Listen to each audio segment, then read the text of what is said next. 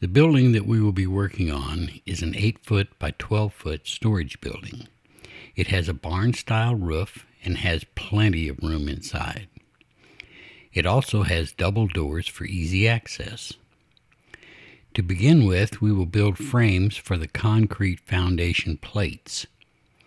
We poured the concrete because the ground had a slight slope and was not level.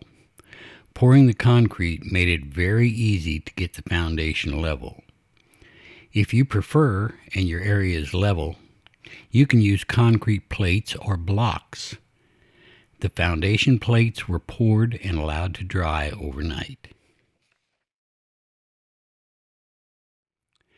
Next, we placed 4x4 by 12-foot runners down to build the 2x4 floor joists on.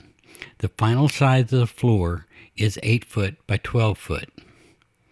This size let us use standard 4x8 by half-inch thick plywood sheets for the flooring. Next, we built the trusses. These can be a little tricky to design, so check out the pattern we've added to the end of this video. As a guide, we laid out the design for the trusses on the concrete driveway with a chalk line and marked the exact spot for the connections.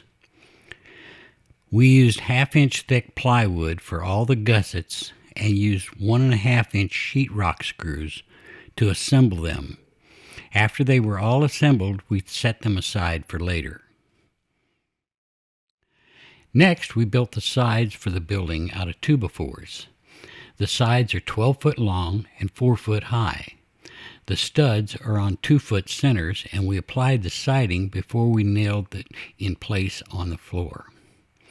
To make sure that the walls are built square, we built them on top of the floor that we just built, making sure that the ends and the bottom of the wall align properly with the side and the end of the floor.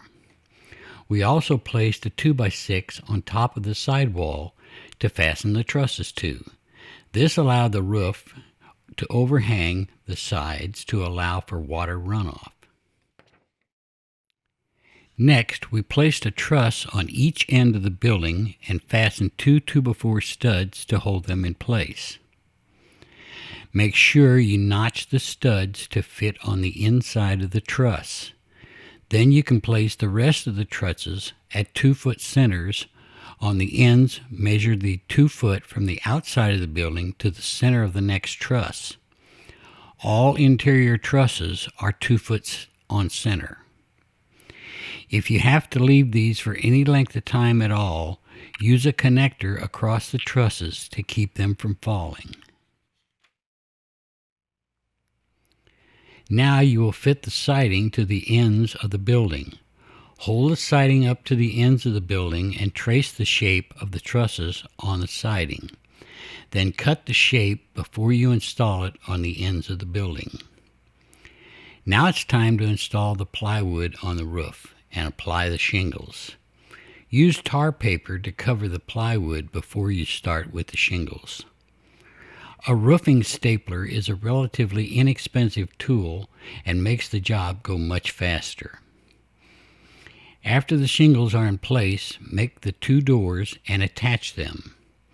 When measuring for the doors, allow at least 1/8 of an inch clearance all around so the doors will close easily and don't get stuck when you try to open them. We used a strip of wood nailed to one of the doors and allowed to cover the gap in the center between the doors. Apply the trim to the corners of the building and paint to your preference.